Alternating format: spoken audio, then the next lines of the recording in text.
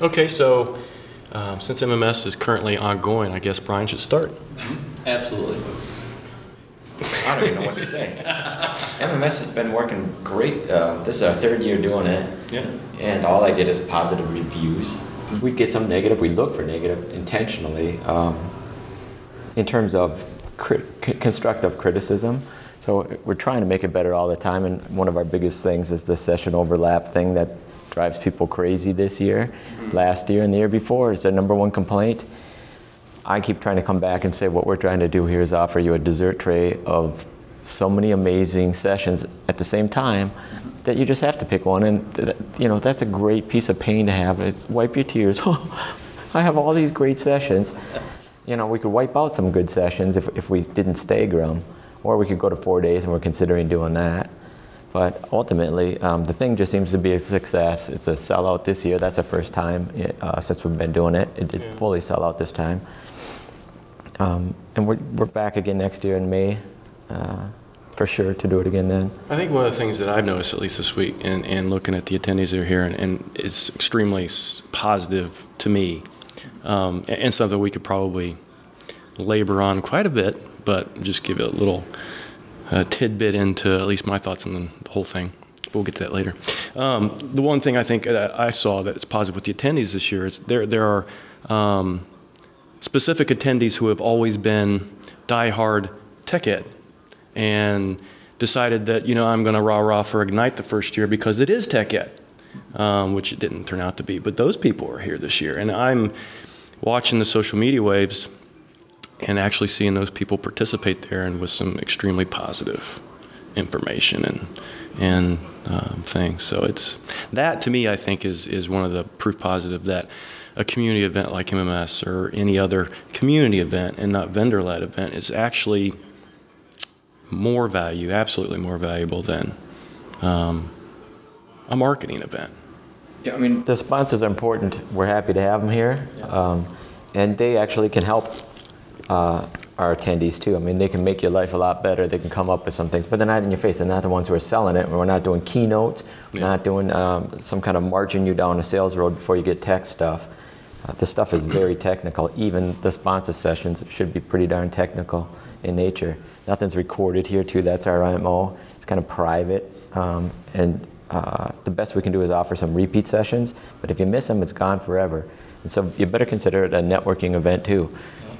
Stay long in those sessions, get to know those speakers, meet them later on after hours. You're going to get a lot more out of this than a big, gigantic event where you're lucky to even say hi to a guy in the hall. Yeah, and I hear that constantly. I just talking to some people, past couple days, how a few people had gone to some of those larger events, and here they look across the hallway and they see people they know. To find those exact same people at those large events, it took them all week, and that's not necessarily what I would consider a community conference, because you have to deliver opportunity to allow people to connect, because quite honestly, you can have the deepest, most technical sessions that provide the most value in the world, but what we've seen at least over the years with Microsoft Management Summit and even Tech Ed in the early years was that the most value came from those one-on-one interactions, or sitting at the lunch table, or birds of a feather sessions, because you were actually able to talk to people that were like-minded and had the same focus as you, instead of trying to hunt down and try to pick people out of a crowd. You just can't do it. And it's interesting you mentioned it doesn't record, that the sessions don't get recorded. And it's been really interesting for me to watch the speakers over the years as they've figured this out and, kind of what that means and the level of flexibility. So this year, as an example, I've been watching in the, the OMS sessions and everything, since we've got the product team guys here and we can sit down with the product team guys and find out, what they're going to talk about and what they're going to present about, in essence, that now opens up the floodgates where we pretty much, get this situation where, we just tell everybody in the audience, I saw this in the last session that I was in, there are 2 or 3 things here that we're going to show you that are, not available to public, and we can't have you, take pictures. We can't have you share this in any way. It's the people in this room only, and everyone has been respectful of that. And as a result, they've gotten to see all sorts of stuff that you don't get to see anywhere else, because we can show that type of stuff into a limited small group audience that's not going to get recorded. The CM guys have been doing the exact same thing too. The CM program managers from Microsoft have been pretty darn open. Treating everybody like an MVP. I'm not going to call anybody out by names, and I'm not going to say what they said because it's not recorded. But I'm just saying. Just look at the schedule and you can figure it out. No. Yeah, that part of it is really good though, because it does get a chance to see stuff that you couldn't see anywhere else, you know, and it does kind of drive you need to physically be here. So I think it raises the logical question though, but if you're at a stage now where, you know, you've sold out at the current size, you know, or the current, you know, number of sessions that we're doing and everything, and I know we've got, you know, sessions that are overrun to the point where you're actually having to hold repeat sessions, you know, what's your thoughts about it? I mean, do you want to say, okay, we're not going to upper bound this at, you know, 600 or so anymore, we're going to, you know, go 1,000 or bigger, or, you know, 4-day to try to help with some of that, you know, I mean, where do you go next, I guess, is a logical question. It's all I think about. I mean, we're asking the eval people, you know, on the evals, we're asking people if they want to go to 4 days, see if that's in their minds. Mm-hmm. They will fill that eval out after they're done with 3 days of being melted, and we'll see how happy they are for 4. That's one option, but that's still not going to help. You know, the idea is we're still at 600 is a hard limit, and that's just always going to be it, period. We're not going to go to 700 or 1,000. We're not going to try to do that because you have to set a number somewhere. I like this size right now. I think for us and for what we're doing, anything higher just starts to dilute it and make that much harder to find that one guy. So what we were thinking is possibly 2 times a year. Mm-hmm. And not necessarily here. Maybe we do like one here, one MMS Europe or something. Now these are bizarro, crazy ideas we're throwing out there. Yeah. We're just not sure yet what to do. But we know that we don't want to get bigger. Okay. No, I hear you on it. It is easy to be able to find people, and I've blogged on it before, but things like, for those who were, you know, watching the podcast, the area behind us, it becomes the unofficial speaker area. So what you get is people just, and this is right from the edge of the elevators. You leave the elevators, and the next thing you know, you're basically walking into what is the speaker lounge. And it works really well. You know, you see the guys out there, you know, they're working on sessions and everything, and if you have a question or something, they pop in, talk for a while. I've seen, you know, some of the Microsoft product team guys that are just hanging out there just to, you know, find out questions and everything. So it's a lot of, you know, if you had 2,000 people, I don't know if that would work anymore. Right, they'd probably need to close themselves off because they got to get some work done. Yep. They'll take a question or two. I mean, it even happened to me when I was doing prep with Wally yesterday. Had a couple walk-ups, and that's fine. But if it were 1,000 people or 2,000 people here, there'd be so many walk-ups we couldn't get done anymore. And instead, this boardroom would be the speaker room, and that's not any good. You probably have to change venues too, and this really works. It's been awesome because it's so close to the ballrooms from the elevators. It's so close to get food. You get your entire choice of food, and we're not having to buy crappy food for people at an exorbitant price. If the hotel wanted to, if you had to pay for this slop, sorry hotel, I love you, you're nice, but your catering food is just got, I mean, we did it for the welcome reception. That food was, it's nice little cute app stuff, but I mean, you'll starve to death if you're going to try to eat on that, right? Something somebody pulled out of their fridge and brought in for us. We're not going to be doing that for lunches and stuff. So the Mall of America, you get the whole thing. There's 50 restaurants in there. If those aren't good enough for you, we got one right here. And this is pretty good. That's not bad over here. And there's definitely a lot of good stuff in the mall, so we found some good stuff out there already. But that also helps keep the price down too. Yeah. So we're not buying your food. We'll offer a meal plan for over here, but keeps the price down. But no, that's good. Yeah, like I said, this works. I mean, if people need to take a breather, they can take a breather, take a walk or whatever. And, you know, that's one of the things about, you know, the larger conferences. You take a walk, you're taking a walk with a group of people. Here you can take a walk with a buddy or just take a walk, you know, so get away from it for a little bit. Because, yeah, sometimes a week on deep dive technical content can be taxing. No, I completely agree with that. See, I'm like I'm the unique person in this group right here because I've actually been to all these conferences, even yours. Yeah. So I completely see the value in even how System Center Universe works. I love how you stream to all the user groups and internationally and everything. It's amazing how you guys do that. Yeah, it's a great community. I mean, as well, so you got MMS that has a great community going. SCU's got a great community in terms of, we've got America, we've got Europe. They added, so we've got APAC, and then they added Australia into the mix. Of those, the only one that streams actually is the American one, or that's what we've done historically and everything. The other thing that we do a little different is that we record everything and it goes up on Channel 9. So right. With the pluses and the minuses there. The plus being, the minus we've talked about, in terms of freedom of what you can talk about. The plus being that for the speakers especially, that really raises their visibility. Because it's challenging, and it's actually really impressive the fact that they can get all of the caliber speakers that you get here at MMS, because it's difficult to get those guys somewhere. So sometimes actually having them being able to upload their presentations later to Channel 9, it helps with their stats, it helps with their visibility and stuff like that, and it also helps get it out to the rest of the community. So it's a tough decision there, and I think that's why different conferences handle it in different ways. What's kind of cool about SEU, I don't quite get it. The stream part is great, right? Mm-hmm. So I'm thinking we run a user group here every month, and we stream it to our user group. They come on in January through snowstorms, and this is a true story, through snowstorms and everything, right? They all come in big numbers and sit and watch a video that they could be watching at home. But they still just like that networking part where you can turn to your buddy and say, you thought of doing that? Did you hear what he just said? And you can get these little clarification things really quickly that if you were watching it at home, you wouldn't get. So it's bizarre how we can mix a video and we can still do networking with it. Yeah, still a bit of the community piece of it. So then you even get people like Aiden told me the story at one point in time where he was actually, because the time zones get us. Because you got people from all around the different world at that point in time.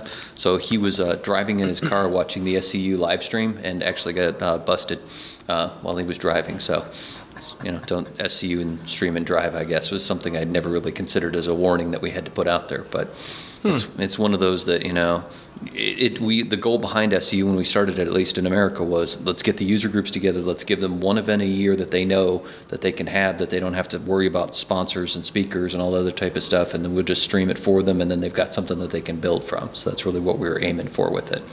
Then the Europe guy, then the APAC guys came along and they, made it into a localized conference, and the Europe guys came along and made it into their local, and then, Australia jumped on board. So each one of them, they have their own spin. And not to give away anything, but I'll just say that for those who are going or going to be involved in SCU for Europe and Germany, there will be a big announcement that Marcel is going to make in terms of direction for where SCU is going. So I don't want to take away any of his thunder. So come on. We're being recorded, remember? We'll just release this recording 3 months from now, 2 months from now. Yeah. So I can't steal that from Marcel, but yeah, there's some cool stuff out there. So, and I'm really happy for those guys because it's been a great banner, and we've got obviously, so you got MMS as a community, you got the SCU different ones as a community, and you got Dev Connections also, so you guys do yours, from an attendee perspective. I mean, it's a bigger attendee perspective, right? Yeah, and it's one of those weird things. So, being in the Microsoft stack for so long in conferences, MMS, Tech Ed, stuff like that for so long, I was oblivious to anything else. So IT Dev Connections is actually, this is its, 15th year? Wow. Right? And the conference was heavy development in the early days, apparently. At one point, 8,000 to 10,000 attendees, right? So it was one of these huge conferences. Over the years, I don't know what happened. Maybe, direction, whatever, or maybe they just didn't understand what the direction was. But when I came on board with Penton and took a look at this, it kind of excited me because it's the same year that Microsoft decided to, bunk MMS. So it was a really good opportunity. The difference, at least, I still see that community aspect, and absolutely we have System Center stuff like you guys do, but it's just a little bit different in the fact that we cover the entire stack. So, we have people for, specifically for Azure. We have people, PowerShell, just like MMS and SCU. We have the System Center stack, but we also have SharePoint. We also have Office 365. We also have BI and SQL Server, different types of databases. We have a full development stack.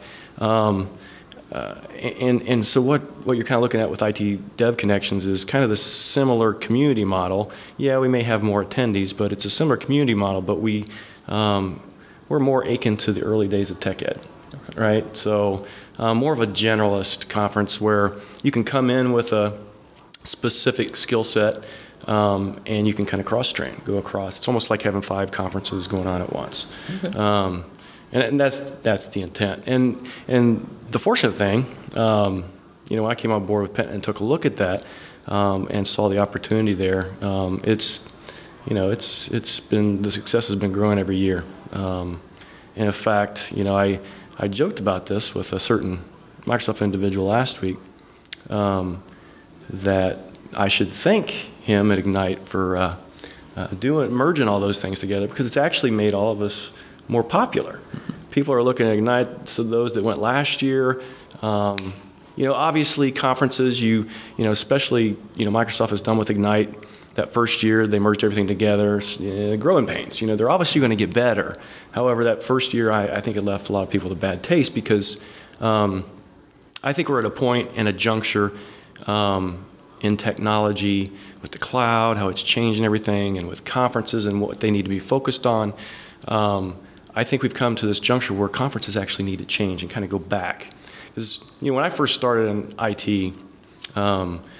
in early 1990s, I won't tell you exactly when, but we were all generalists. I mean, we supported, we were essentially, IT was a brand new thing, and we were essentially glorified secretaries, right? Even where I worked, they gave us things on Secretary Day, and I was like, oh my goodness, please don't do that ever again. But eventually we got to the point where IT was an actual profession, and we had to support all these different things in that environment. And then as time rolled on, and IT and technology became more popular, digital and everything, to these organizations, you could actually hone your skills and become a specialist. I ended up becoming an SMS guy, which now is, CM and things like that. But I was able to specialize and focus. But with the cloud and how things are changing, and the hybrid cloud, which isn't as popular as Microsoft tell you it is, by the way, but how that it is actually changing how IT looks at things, and how IT management and looks at it. So from a conference perspective, a lot of that is going back to being more generalist. So, even from a system center perspective, you have to know the cloud. Mm-hmm. You have to know the hybrid portion of it. You have to focus on premises and protect your assets, but you have to look to the next 5 years. What am I going to do with this cloud? Because Microsoft is like a locomotive. They're steamrolling, trying to push us there, right? So it's going to happen eventually. But a lot of conferences, it's got that more generalization. So allowing people to kind of cross-train and enhance their skill sets to be prepared, which I think from a conference perspective, that's that change that I'm looking for. Is less of let's teach you about that product focus, and let's educate you on the things that you might need to know within the next 5 to 10 years to stay employed in the IT profession, because there's not a lot of education about it. And that individual I told you about that I talked to last week, he said, well, we do that at blah blah blah conference, and I said, well, no, you don't. When people go to your conference and hear it, because there are keynotes and the entire week is driven by that messaging, mm-hmm. all they hear is marketing. And he's like, I never thought of it that way. You're right. I said, you need these community conferences to get your point across, so. Well, to that exact point, someone asked in a Q&A today from the CM product group, is CM going away? Is it just going to be all cloud? Is that what you're doing? And that's a legitimate question if all you do is listen to their main points, their talking points, and their media kind of pushes that a lot. We have a job to do today, and people have a need to figure out how to do that job, and that's where these little conferences like ours help you right now. It's like, yeah. I'm not going to help you here to do something 10 years from now. You got a job to do today. It's really hard. You're trying to get something done. You're under pressure, and people here are going to help you figure out whatever that little pain point is. Absolutely. I mean, even from the speaker perspective, I sat down in multiple sessions today, came out with 3 or 4 things that are absolutely actionable for me, effective right now. I mean, there were a couple, 2-3 things that I learned on one of the pre-con sessions that actually altered things that I needed to even show later on this week. It was that, you know, that immediate and everything. So there's a lot of good technical impact on it, and it's not, you know, I need to know where I'm going, you know, 2-3 years down the road from now, but I need assistance with where I'm at exactly right this week. Yeah. And I think that there's a lot to be said for, you know, where, you know, that type of technical depth that you can get here and at some of the other smaller community conferences. And that's unfortunately overlooked quite a bit, because if things don't change when you go back to the office from a conference like this, if your entire environment doesn't improve, they will scrutinize sending you to that conference next year. That's why you know, these deep technical and the ability to provide that networking and community aspect is so important to get people to be able to come back. And like I heard about Ignite, there's a lot of people that will not be going back. Yeah. The unfortunate thing, at least in my mind, is that for a lot of organizations, that's the only type of conference they know. That's the only type of conference they think exists, and that's unfortunate. So that's the flip side of this is people don't know about us, right? Yep. There's a certain amount of marketing that we have to learn and do ourselves to try to get our name out there. Well, now that I'm sold out, I guess I can stop. Just have the same people. Give them tickets as they exit. Yeah. Yeah. But there's that part that they're well known. We're not Microsoft sponsored. I'd like to talk to you guys to see how the heck you're getting Microsoft logos on your websites there, because they haven't been sponsoring us. It's difficult. No, I can talk to you about that. that'd be a great sidebar. So, well, some people don't. They can't come here because Microsoft didn't sponsor it. So there's even that little thing against us. Well, and for the larger events, Microsoft even. I mean, there's a lot of people that go to these events that get to go for free because, you know, whoever they work within their TAM or whoever has arranged for. So a lot of that attendance is free attendance anyway. Yeah, on the Microsoft side of things. So, yeah, once we stop recording, we'll have a sidebar on that whole, you know, give you a couple of tricks there that might help at least. The power of networking. See, it's great. It's all good. It's all good. Come to MMS, learn marketing tricks. So what about, so Rod, yours is unique from the perspective that you're covering the entire stack, which actually includes AWS and Google, you know, everything from the cloud, because we look at it as the entire world is Microsoft. Mm-hmm. You know, people can argue, but it's only a small minority that have no Microsoft in their organization. It's almost impossible. But a lot of people are venturing out and they'll use AWS or they'll use, you know, Google for whatever reason. I have no idea. According to my son, Google is good. You know, that is the mantra for this. You know, Microsoft is evil and Google is good. We should talk to your son about marketing too. That's pretty good.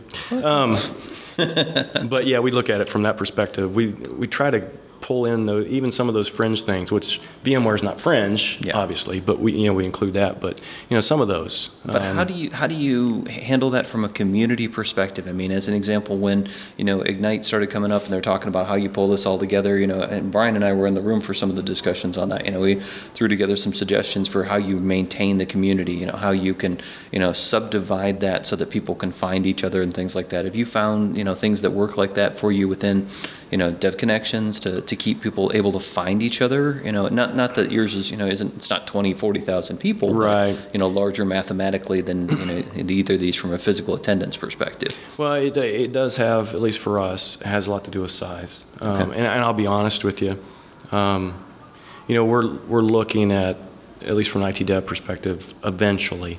I haven't even announced this yet. We'll be in San Francisco next year. All right. Just because we need a larger venue. We'll probably go to around 2,000 or something. Okay. The following year. Just it's simple economics. The more attendees you have, the more sponsors you have. Yeah. And that helps pay for things. I'm not gonna not gonna lie about that. It's important. But from that community perspective, I think at least the way that we have it organized, where the session rooms are and how everybody flows through the same hallways, it's much like this. I mean, you can't miss people. Okay. I was one a couple of years ago. I could easily find my peeps. It wasn't one of those big crowded venues. I knew exactly where to find everybody.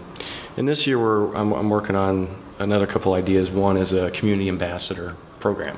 Okay. So it's almost like some of these vendors can sponsor people to come, but based on their participation in the online community throughout the year, we'll select people that can come for free, and but they have to work. They're community ambassadors, connecting people, finding people that look like they're by themselves. Because, at least this community and SCU, because we've been together for so long, they won't leave a man behind. They see somebody sitting by themselves, somebody's going to go talk to them. The unfortunate thing is with the different, since we're more than just System Center and things like that, we have all those different. It's trying to re-educate that crowd. Yeah. So we actually do need, like the Julie from the Love Boat, a few of those people to walk around and accommodate. Oh, yeah. So that's one thing we're doing, and then there'll obviously be some others, not necessarily forced community events, but we're definitely working in a lot more community events this year. So okay, just things give them the opportunity to go drink and socialize. That's important. That is. Yeah. Let's go do that. We should.